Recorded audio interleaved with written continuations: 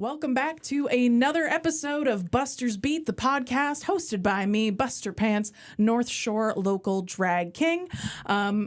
Excuse me. I sit down with a different guest each episode and talk about life, the universe, and everything from the standpoint of queer people in arts and entertainment. So today, my very special guest is a very kind, very talented, creative genius, I think, Darren Tashine. How are you doing today, Darren? I'm great. I'm having a great day. I'm a little sleepy. It was an early start. I was going to say, we're both in a sleepy little mood today. So we'll see if we get a little like punchy during this episode. we both get like a little punch drunk, sleepy. So I always have the guests start off the episode with how you like to identify. This can both be like on and off stage, pronouns, labels, lack of labels, whatever. So I identify as a non-binary human being, out of drag anyway. So I use they, them pronouns. And when I'm in drag, I identify as he, him, or he, they, depending on how gentle them I end up going. There's a lot of androgyny. I was going to say there's a lot of dandy. There's a lot of dandy. Yeah. There's a lot of, I don't know what gender is anymore. I'm just going to frolic through both of them. Nobody knows, man. Exactly. Yeah. Well, great. So welcome. Thanks for showing up after a brunch in this beautiful look. Thank you. I am wearing a jumpsuit because it was easy and convenient. I don't dress up for this one. And I'm always happy when other people do, but when like the push comes to shove. Ooh, thank you, Randall. When people are like, do I need to? I'm like, no. But if you want to, hell yeah. And this is a great look for the camera. I hope the focus is not making you look too out of focus because it is a wonderful look. Tell me about your queer origin story and or your artistic origin story and how those may or may not relate. Whichever one you want to start with and see where it takes you.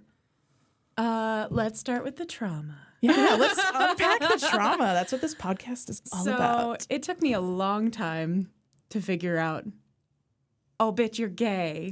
You're gay. I was married previously to a man, and it was not the healthiest relationship. It was genuinely like very emotionally abusive. And there was a certain point where I finally started going to therapy, and I realized, oh, I'm not exactly the problem, but part of the problem is I think I might be gay. Oh. So a bit of a late bloomer, you would say? Very much so. Not that there's ever a bad or a wrong timeline. Oh, but, there's never a wrong time. But I came out pretty gay. Yeah. Yeah. Now looking back, I'm like, well, duh. But like at the time, I was like, something's not right. Something's not clicking. Something's like, what's up? And then realized I need to leave this relationship for my own like health and well-being. And then as I was leaving, I was like, well, this is a great opportunity to readdress what I think I am. Yeah. Like, yes. Time to really self-discover. Lesbian. Was this during like the early pandemic days? Yeah, the pandemic was the pressure cooker. No, which is great. Like so many terrible, terrible things came out of that and are still repercussions of that. But like the amount of like queer like petri dish that it put everyone in where it's like, well, now I'm home by myself for months and months and months. Now I can really sit down and figure out like what I'm about, I guess. Yeah. I mean, it gave me time to be like, hey, I don't feel safe in my home. Yeah. I need to get out of here. And I've always been a very like out and about kind of person. I used to work in film, so I would be gone for months at a time, and like that worked fine. But then once it was like confined close quarters, I was just like, ooh, something's not okay. I gotta go. Yeah. And then off I frolicked. Went on a very brief exploratory month. Great. We love a hoe phase.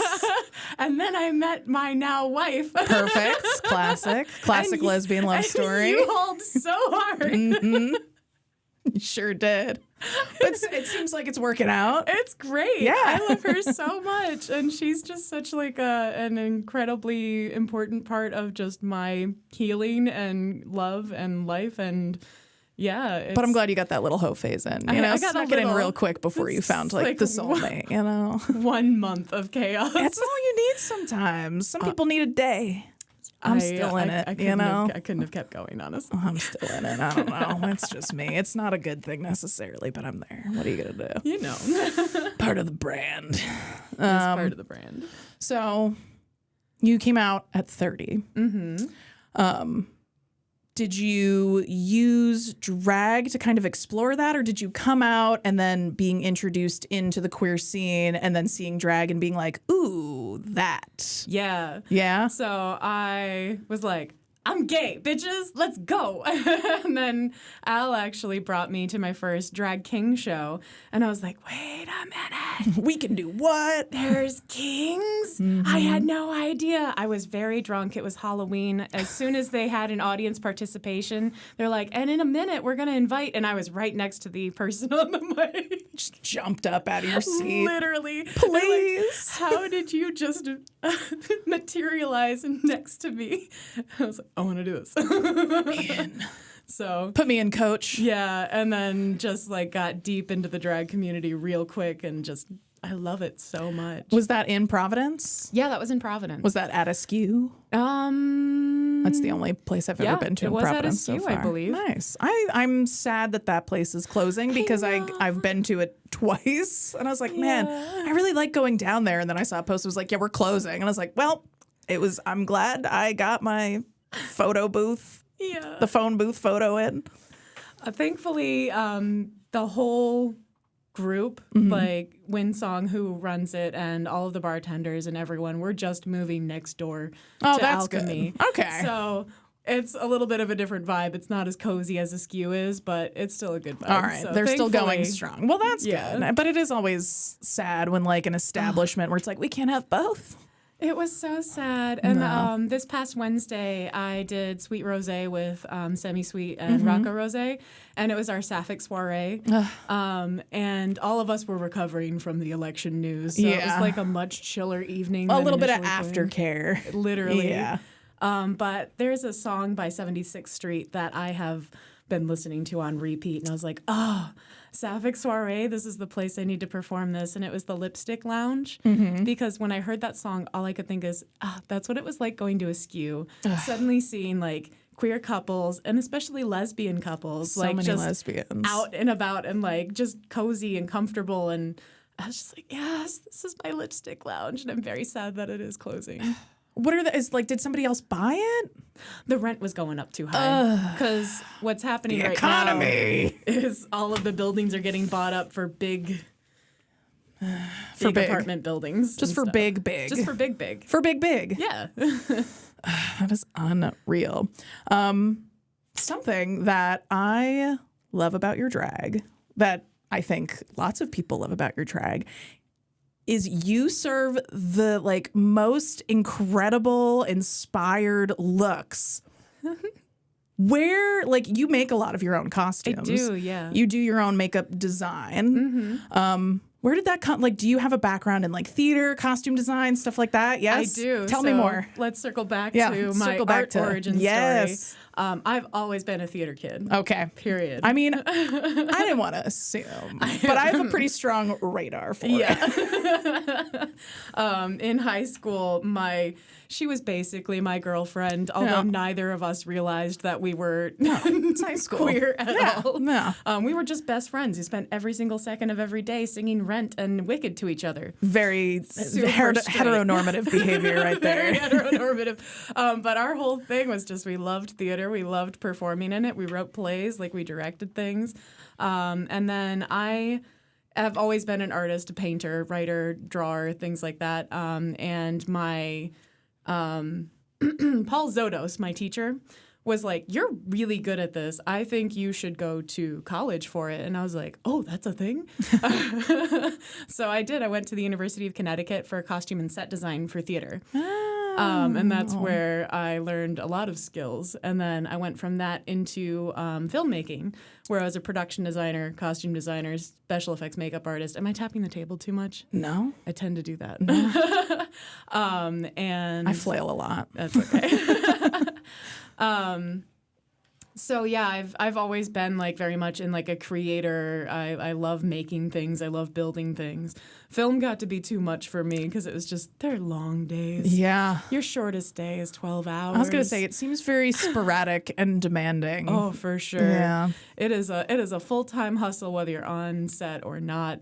And it just burned me out. Yeah. I've made some very trashy made-for-TV horror movies. Hell yeah. Which I am delighted to find out that Ninny Nothing is a fan of one of the movies I made. Nice. It's a movie called Animal, which was for the that was for the Sci-Fi Channel, and it had That's so cool. a lot of really cool actors in it, and I'm gonna blank entirely on everyone's names right now. That's but fine. People can look it up. There you go. Those of you listening or watching on YouTube, get on your search. What is it called? Animal Sci-Fi Network Yeah. movie. And then when you see something that looks a lot like Pumpkinhead, but maybe reskinned, that's the one. You found it. That's how you'll know you found it. And if you watch it and you go, wow, this is giving bottom of the Walmart discount bin circa DVD era, you found the exact right. I was going to say, it's because you're right. You're right. That's so cool. Yeah. So, yeah, you do have a little cluster of different abilities that you've been stacking for years. Well, I always tell people when they want to, like, get started in drag, I'm like, figure out, like, what you're good at and like build from there. Because like people think they need to be like, all right, I need to know how to make all my own costumes. I need to know how to have a perfect look.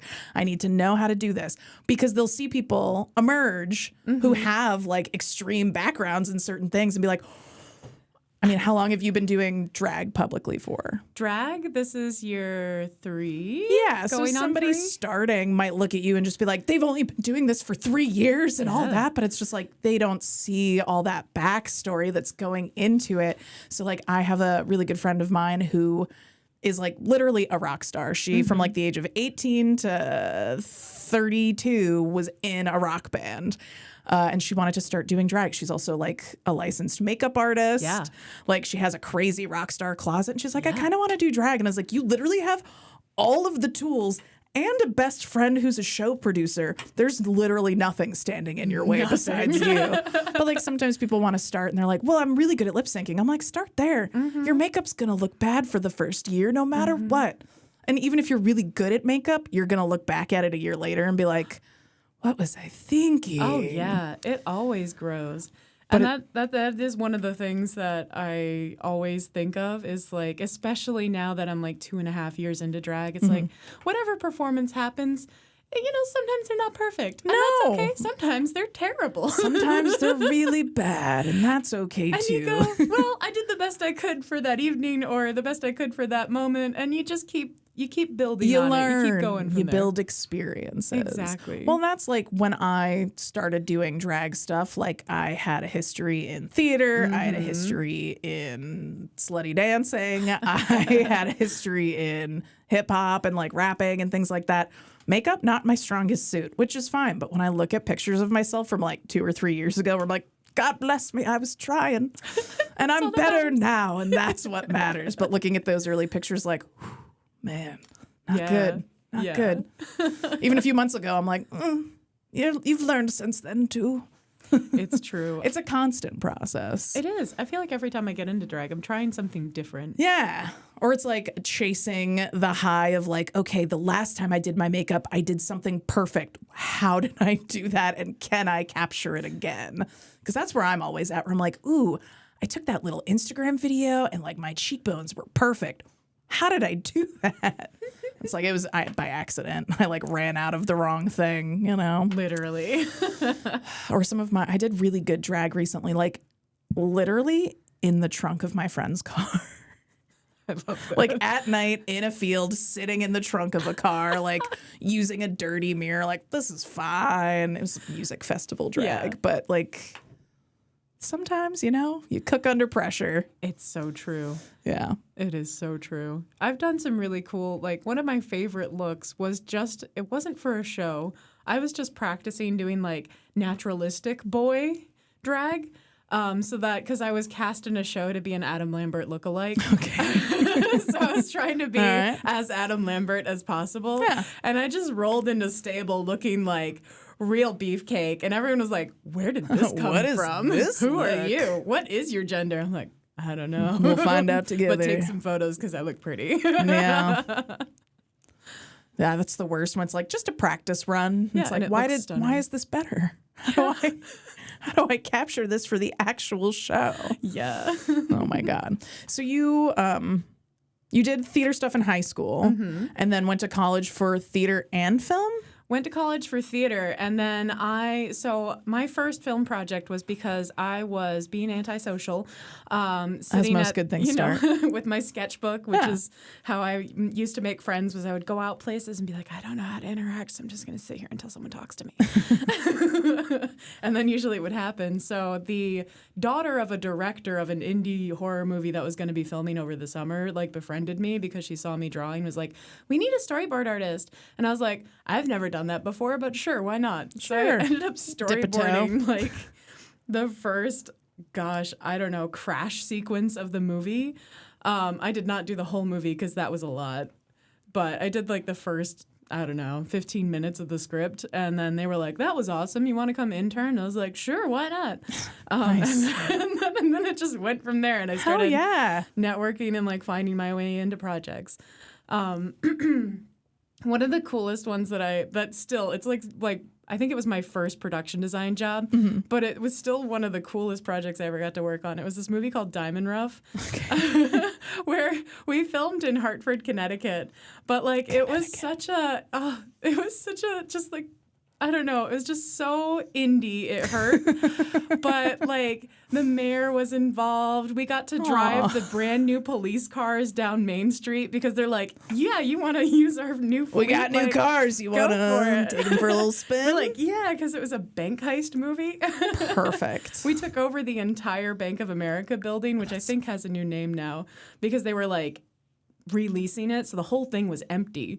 So we got just free reign of all of it, and it was so awesome. It was a good time. I built a giant Trojan horse for that. Okay. And it had people inside it? Yeah. Nice. Almost. We movie faked that. But it was big enough to put at least 2 people in. I'll still take that as cool. Yeah. Did it have sequins on it? No, a lot of fringe. A lot of fringe. So I guess the question is, when is your Trojan horse drag number going to come to fruition, where you come out in a horse and like... I mean, it can't be that far away. It can't be that far away. I was a mosquito today. Yeah. So. And I, like... People can't stop raving about your Xenomorph costume. Yay. Like, I was honored that you debuted that at my show in October.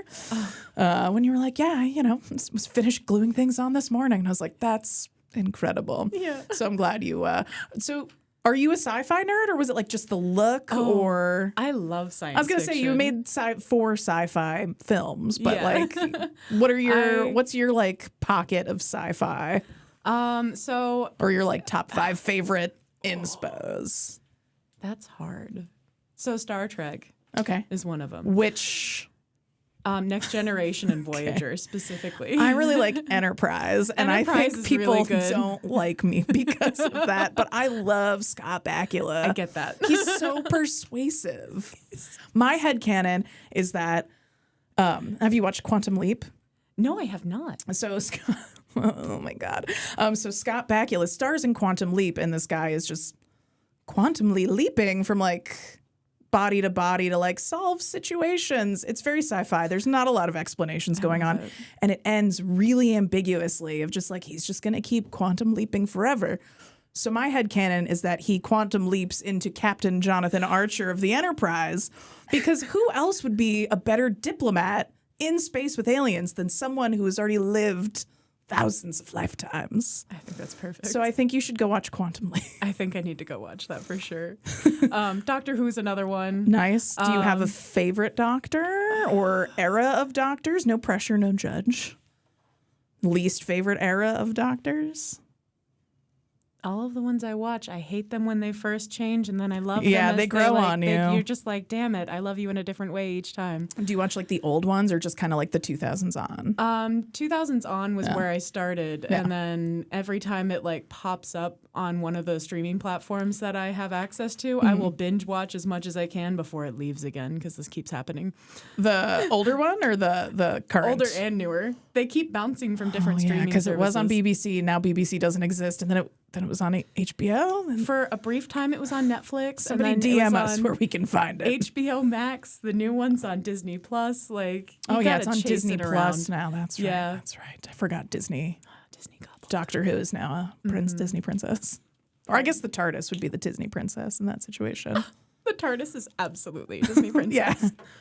I want that. I want like a bell gown, but the TARDIS. So somebody else, you perhaps, or somebody out there, I can't do it. I couldn't even draw it, but I could describe it. And that's where my talents kick in.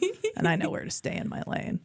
I call people and be like, I have an idea. But I'm that way with like all the art. Like if I get a tattoo, I'll be like, I want a tattoo. And the artist is like, well, exactly what do you want it to look like? I'm like, you know? And thankfully, I've like met a lot of great tattoo artists over the years that are like, that's fine. I'll do whatever I want. And I'm like, you go for it. There's I like your art. one person that I specifically do that to all the time, and it is my hairdresser, Erin. Do whatever you want. The first time I met her, it was post-divorce and like post-coming out, and I had hair that was just home dyed black to the like middle of my back. And I said, I want to chop it all off. And she said, okay, and just shaved it all off, and we've been besties ever since. Did you ever watch The L Word, the old one? Yes, actually. I'm just picturing like the scene where Jenny's like, you gotta cut off all my hair so people know I'm gay. Like it's so real. That first gay haircut to be like, hey everyone, in case you were wondering. I need you to clock me, please understand. I had an undercut in the 4th grade, so I never really had to come out, you know? Yeah. It's just kind of like to confirm for I'm like, you can't, and they're like, no, we know. Like, are you sure? And they're like, yeah, we got it. Anyway. I got nothing. I got hands in the air of just like confusion. Oh, sci-fi. Yeah, sci-fi. Star Trek, Doctor Who. Alien. I mean, that's part of why course, Xenomorph ended up happening. All the aliens are like, because they're all very different. They're all very. I love the original Alien of course, movie. yeah. I mean, how can you not? She's running around in her panties. She's saving the cat. All the men die. What more could you ask for? Clearly, I was gay. You're gay. Yeah. You're gay. Basically, like, I've always been like anything that's sci-fi, paranormal, like anything that's just a little off from the normal has been my passion forever. No. I ran a blog literally just about like horror everything for quite a while. Like a live journal? Kind of. It was WordPress. Okay. I was going to say, what was the Vampire Freaks? That was another one. Oh, gosh, yeah. I did a podcast called Dead Journal. God, what was that podcast called? I'm forgetting You names forgot now. your own podcast? Honestly, yeah. It's Hey. all part of that like trauma. What's important is life that you're of- here now on my podcast, That's all that Buster's matters. Beat, here at Peabody TV. Your podcast is way better than mine was anyway. It's all Randall. It's all Randall. And I give credit as much as I possibly can because I literally could not and would not do this without Randall. So, yeah. The technical side. But I'm of like, it. I must check with my producer. People are like, oh, your producer. I'm like, yeah, I don't know how to do any of this. No, thank you. Randall said, show up and talk. And I said, I can do that. There you go. And find people I like to talk to, such as yourself. Yeah. Speaking of paranormal, you have like a ghost show that I've been seeing. Talk about that. I do. Yes, please tell me My about wife that. and I are producing a show called Ghost Hunting is a Drag, and we did our pilot episode at Jacques Cabaret. So we Perfect. got Throb Zombie and Complete Destruction to show up with us at Jacques. She did all of the homework as far as the history and like why is it haunted. We interviewed Chuck and Johnny and Alan just to see like what was happening in the space when people are not around. There's some weird stuff going on paranormally at Jacques. I bet. That Yeah. place has been around for a while. A long time. It has since seen some things. the 1930s. Damn. As far as we know, it is the first gay bar in Boston. I believe that. Historically speaking. Officially. That's so cool. So like what's like the setup of the show? So is it like all a web series? Is it okay. So it's basically like Al and I love ghost hunting shows like TAPS, Ghost Hunters International, you know, all of them we watch like a lot. And we were like, you know, it'd be fun if drag people went ghost hunting. Hell yeah. Because the things that would happen, I'm sure, would be ridiculous. They were, in fact, ridiculous. Yes. Well, plenty of haunted places in Salem if you want to come up and do some weird episodes up in Salem. 100%. I've definitely been followed home by a ghost from the old Salem jail. Oh, my. What happened? Okay. So it used to, I don't know what's in there now.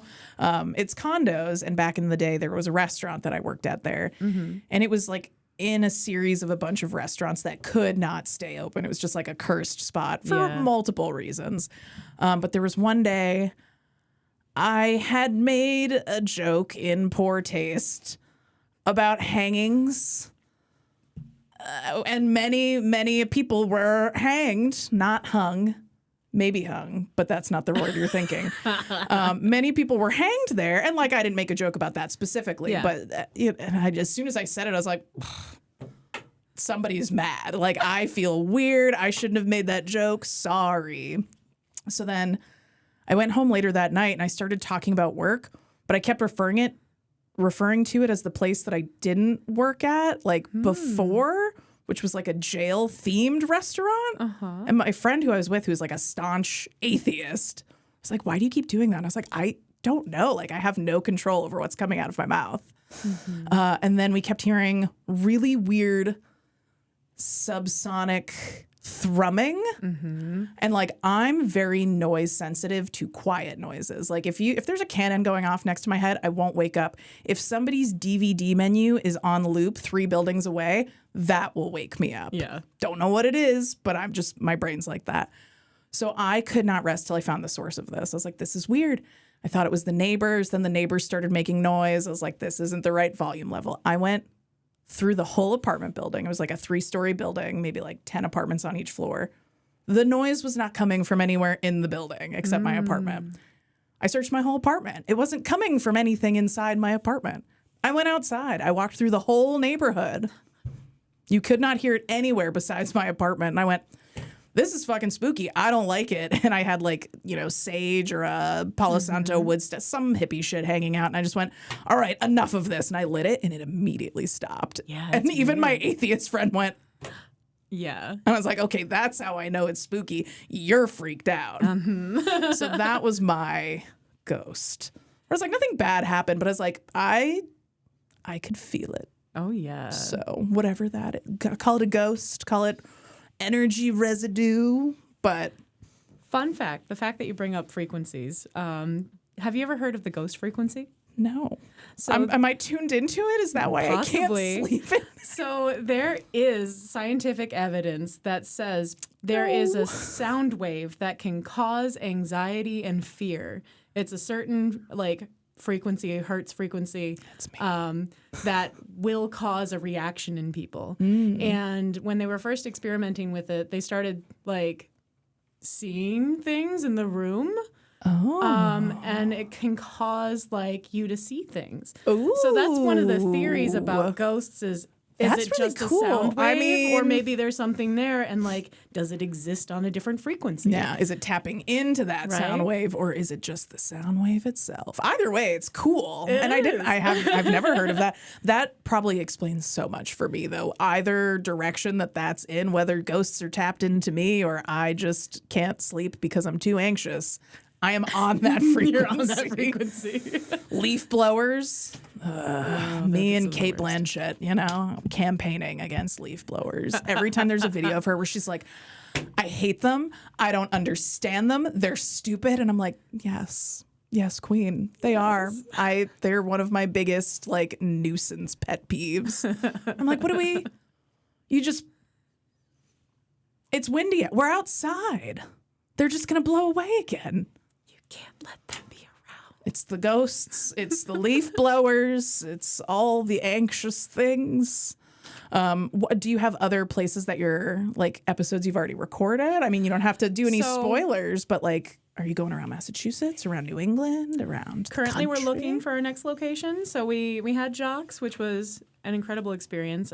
We posted the whole episode on YouTube, and then I'm just posting little like Instagram length clips because most people watch in short form content now, and then I'm just like posting those. It's true. When people are like, "Oh, I listen to your podcast," I was like, "Oh, which episode?" And they're like, "Well, I just like watch the bits on Instagram." I'm like, "That's good too." Yeah, that's 3 out of 60 minutes. Yeah.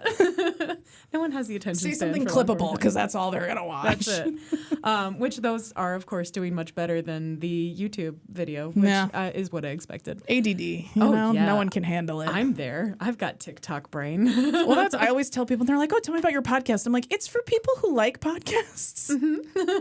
So if you don't like podcasts, you probably don't want to listen to it. See, podcasts are like how I focus when I'm trying to do I'm things. constantly listening to podcasts. Yeah. Like, I like fiction. I like I mean, the only ones I don't really listen to are like the murder ones. And like, depending on certain murders, I'll listen to an episode.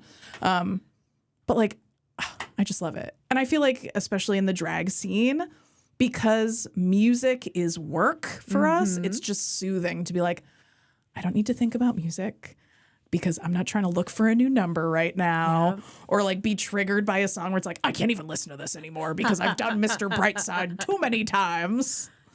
No, I listen to podcasts like all day long. I'll listen to the Wicked Library podcast and like No Sleep podcasts, anything that's like scary stories. I was gonna say, you like spooky. I love binge Do you like listening to fictional ones? Mostly that's what I listen to, is like anything that... Do you listen to Alice Isn't Dead or Welcome to Night Vale or any of those? Yes. Okay. I was gonna say, those are, I love them so much. I went to Welcome to Night Vale live. I've seen them live multiple times. Oh, it's so good. They're so, and like, not that I do a fiction podcast, but like just their whole network of like uplifting each other and like how they've all gotten their own projects going over the years. They also do a really good random horror generator podcast number 9. So it's one of the writers and it's like the actor Cecil, and they just they literally roll dice to pick movies and then review it. And I hate watching horror movies, but I love learning about them, and I'll listen to those two talk about anything. Literally. So it's just nice like being such a weird podcast head and being like, all right, there's plenty out there to listen to. Oh yeah. It gets me through my work days. Like day job, just clickety clack, and I think my ADHD is I have to be semi-multitasking. You have to be doing, at all times. Like if I'm sitting on the couch and I'm not doing something, I'm anxious. If my hands are busy rhinestoning, hand sewing something, I'm in heaven. Yeah. But like, ask me to sit still. Oh my goodness. Well, that's some of my best like writing, or like early writing when I was in my 20s, and I used to have like a comic strip. Like, that was all because I was sitting in school and hated it. And so all of my good creativity came out of like, my brain was tuned into something it hated. So I wanted to do something positive to like reinforce that experience. And then I like stopped, like all my raps, I like wrote a lot when I was in college. And then I stopped for a really long time until I started like performing again, like post the pandemic. And I was like, I guess people will want to hear these, but I had to like go back and start writing again and being like, all right, how do I make myself focus if I'm not in like a psychology 101 class? Ignoring that. I used Medication. To do the same thing. It's Adderall is how I do that now. That's fine. I just embrace the ADHD at this point.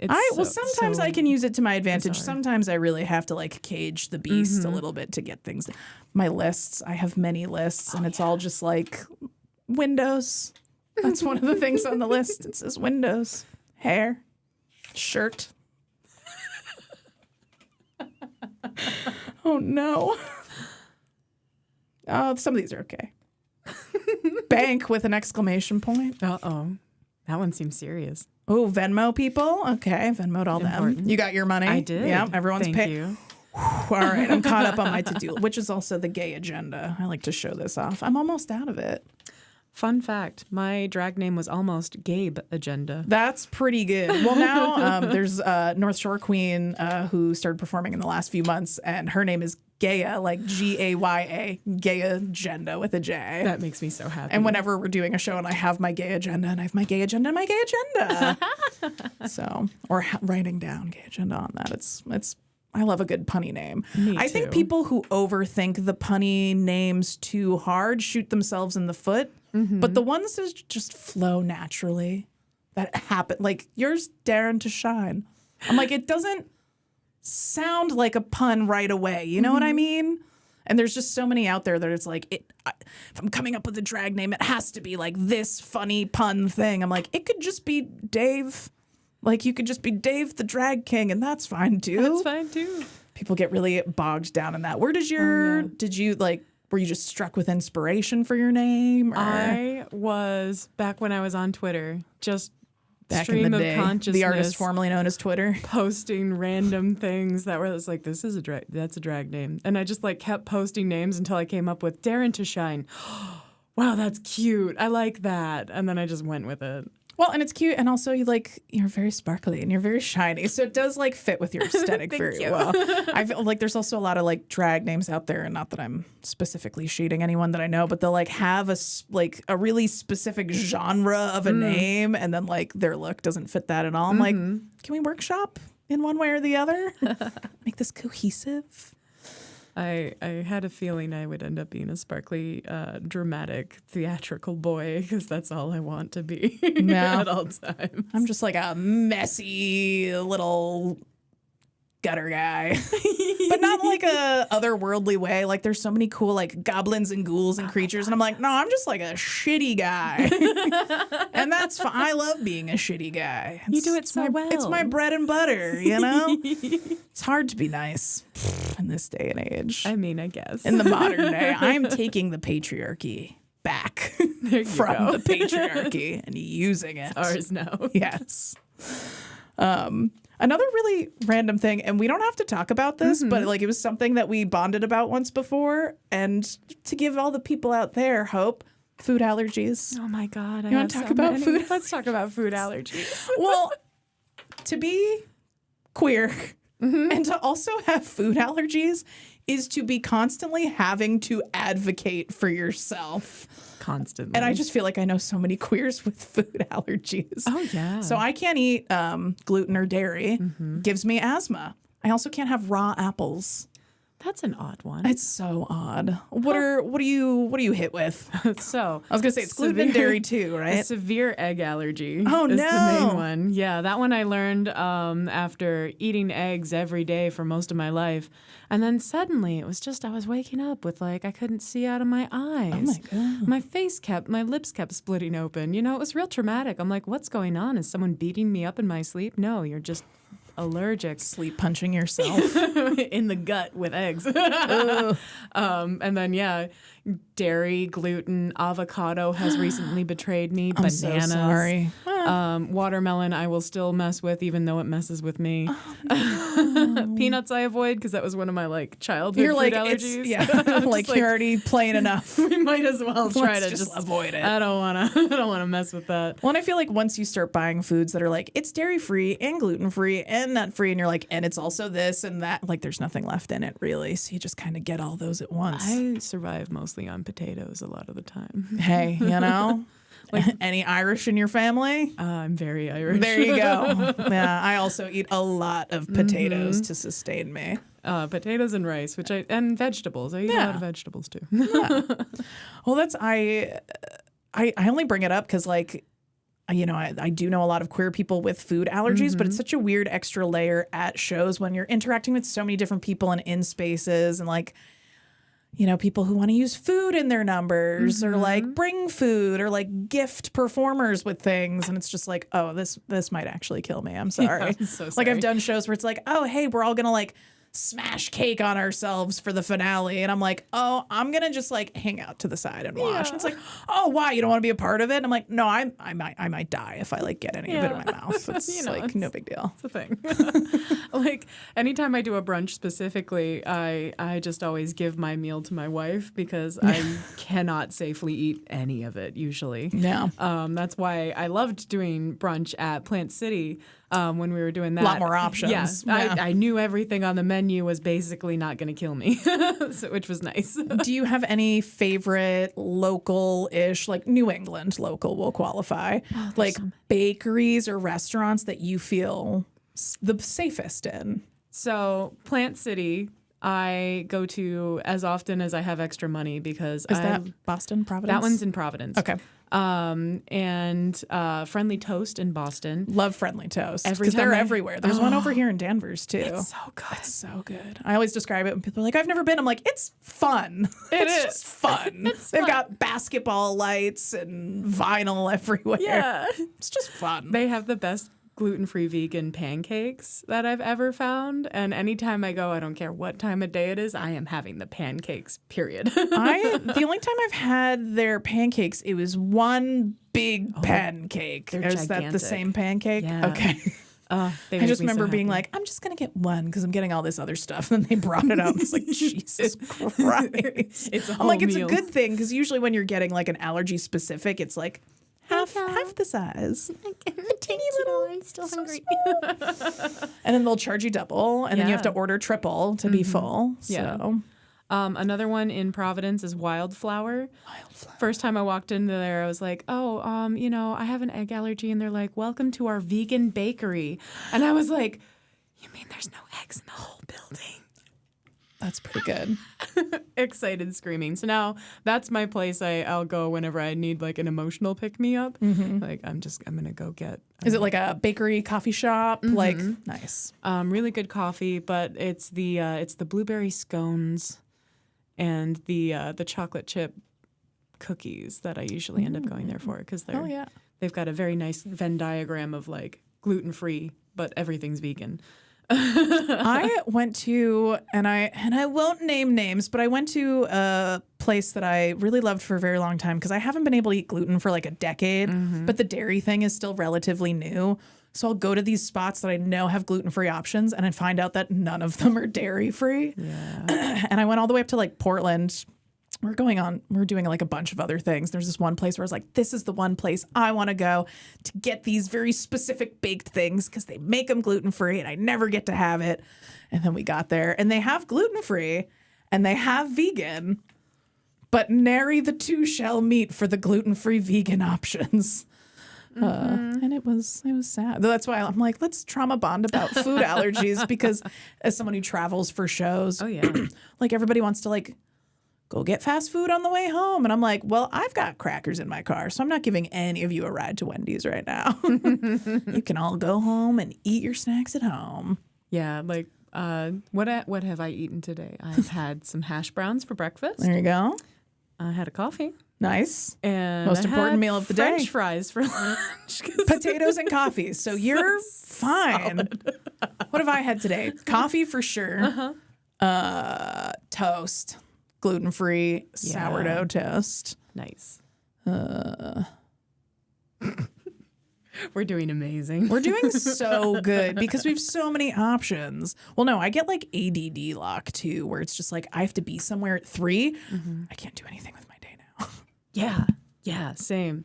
Oh, you know what? I ate eggs, but I have since washed. So I shouldn't have any egg on me.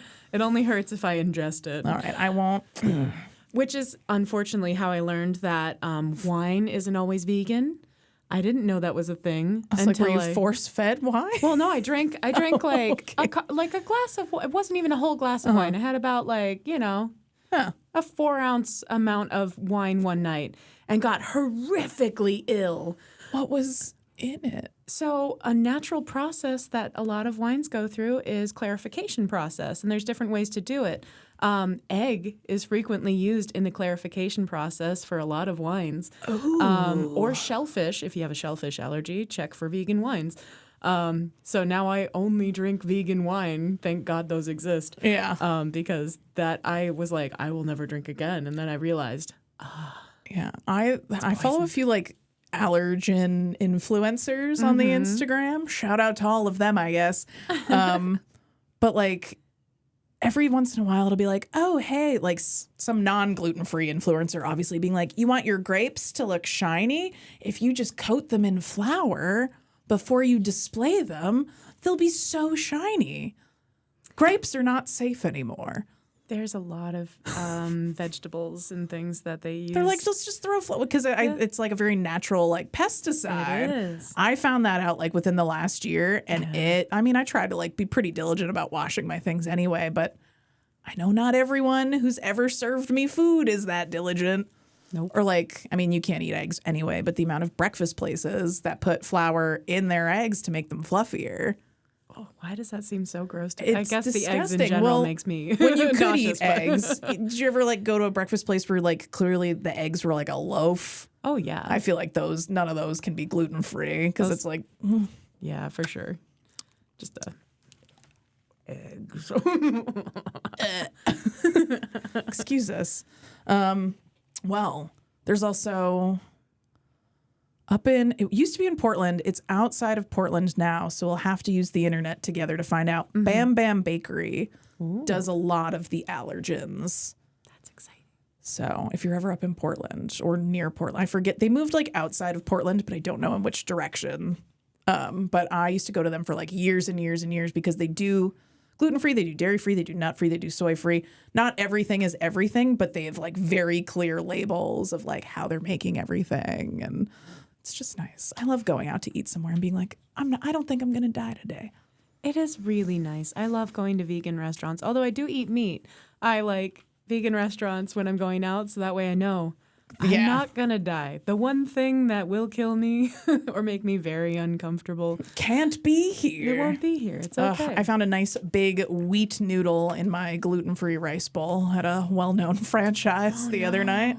It's, they refunded me the $18. I'm like, you couldn't have given me the whole order? Just the one bowl that had thank you so much. I had to throw everything away. Yeah. What are you going to do? I feel bad every time I DoorDash something and it comes with like the wrong thing on it. And I'm just like, well, I cannot eat this.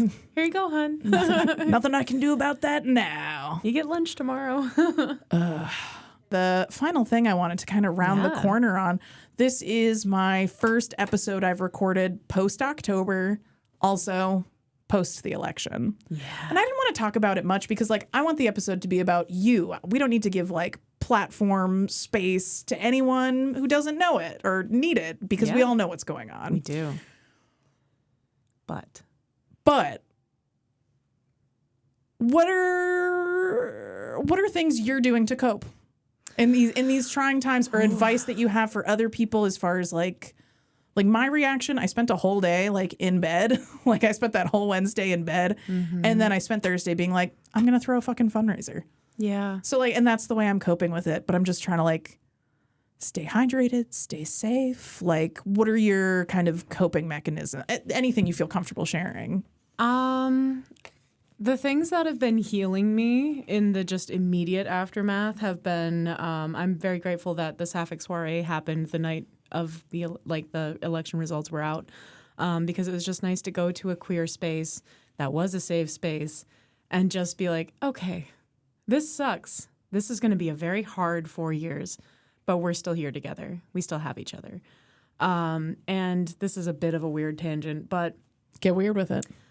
When I performed at Block Island Pride this year, we were doing a story time at the library, and a bomb threat got called on us. Sorry. And a cop showed up right in the middle of it, said, we have to evacuate immediately, go. And then we're just down the street a couple blocks, and it's like there's kids crying. All of like parents were separated from each other. It was very scary. And I mean, what I did in the moment was I happened to still have a book in my hand, and this kid's crying on the ground next to me. I'm like, do you want to finish the story, honey? So I just read the story to her until we had to move back to wherever the next safe location was. But what happened after that was we had the Pride Parade. We still did it. Thankfully, it was just a threat. There was no meat to it. No. But what ended up happening was more people showed up in allyship with us because they were like, in our neighborhood, to our friends and family, no. Hell no. This is not okay. No.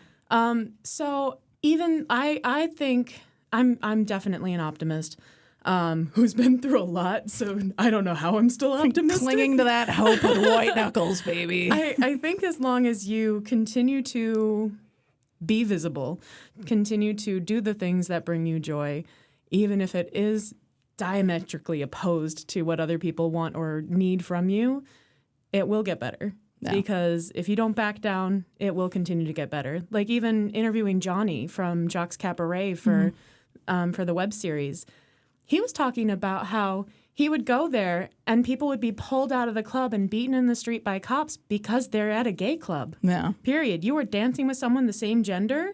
You were wearing pants. Like Stonewall was not that long ago. No. I marched in a parade with people who were there recently. And there's like a big queer community in Boston, but Boston is not a queer-friendly town. It wasn't that long ago. But now in Boston, I can walk down the street holding my wife's hand. Yeah. You know, now I can walk in and out of Jacques Cabaret dressed however I want. Yeah, make it to and from your parked car to a gig without worrying. Yeah. And that's because people kept showing up. Yeah. People kept dancing in their heels even though they weren't supposed to be wearing them. Yeah. So I think just showing up, continuing to be vocal, continuing to be visible is what's going to matter in the long run. The next 4 years, it's going to be hard. This sucks, but we are all here. We are all fucking here, baby. And we're not backsliding because you cannot put me back in that closet, hon. No. I came out. I understand what it's like to be free and be able to express myself however I wish. And it's not going back in the can. So, I always period. My visual metaphor is like, you know, if it's like a ball that you're trying to keep away from someone, that's easy enough to keep it out of their reach. But to get that ball back from someone is a lot harder, and we have that ball and we're not letting it go. Yeah. So I agree with you. Just showing up, being visible, being supportive. I mean, everyone's staying safe and keeping themselves as safe as humanly possible, but the queer community isn't going anywhere. We're still going to be out here making podcasts, doing drag, getting fucking weird, being shiny, being gay. And I will also say, I know I'm in a place of privilege because, New England is a very safe space for us. Yeah. Generally speaking, not everywhere. But, I have friends who are in Texas, who are in other states where, they're trans and they need to move. No. Because they're not safe. And that is so just deeply saddening that this is even something you have to think about. No. There was a point where I was like, damn, I just changed my gender on my license to X. Does that put me on a list now? Same, yeah. And I'm like, you know what? So be it. We're on those lists already. And even at the parade, I was like, I'm going to be in that parade. I know if someone's going to, God forbid, do something to someone, I'll probably be the target, and I would much rather be the target. Yeah, I'd rather it be me. So, for all the people that can't be vocal, I will be very vocal. Absolutely. Yeah. Sweet. Thank you. Yeah, I was like, I don't want to bring too much attention to it, but this is the first episode since everything's happened. So I just want to give people the juice to hang on. Because we're not going anywhere. We are not. And I think a lot of depression and the scaries are taking hold. But what I keep bringing back to is we are tired, but we have to keep going. We do. And that's sadly, we thrive as a community under pressure. Yeah, we really do. That's their mistake. And you know what? Us continuing to find our places of queer joy and how to express it, be it through drag or our lipstick lounges or wherever we are, or podcasts, that's what it has to be. We have to just keep showing up for ourselves and each other, and we'll keep pushing. Fuck yeah. All right. To wrap it up, tell the good people where they can find you online. If you've got things coming up this winter you want to plug real quick. You can follow me at Darren Tashine on either TikTok. That is Instagram Tic-tac-toe. And TikTok put together into one mushed word because I'm tired. You sure can find me there'll on be one thing TikTok. soon. Good luck finding that social media platform. Just can't find it anywhere. Can't find it. Did you mean no? No, it's not TikTok nor Instagram. It's both, in fact. Those are the best places to find me. And what's the name of your Ghost Hunter show for the YouTube, so they can look that up as well? Ghost Hunting is a drag, and it's on my my artist channel, Jeanette Andromeda. Oh my God, that's my legal government name, y'all. I'm Clark Kent and Darren Tashine. I would have never known, except for the Venmo. Except for the Venmo. Except for the Venmo. Well, thank you so much for being on the podcast today. I had a lot of fun having you on. And thank you to all the watchers and listeners out there for tuning in for another episode of Buster's Beat. So stay tuned for the next one. We've got plenty more gay content coming your way forever. So until then, be gay, do crime, and we will see you next time. Bye.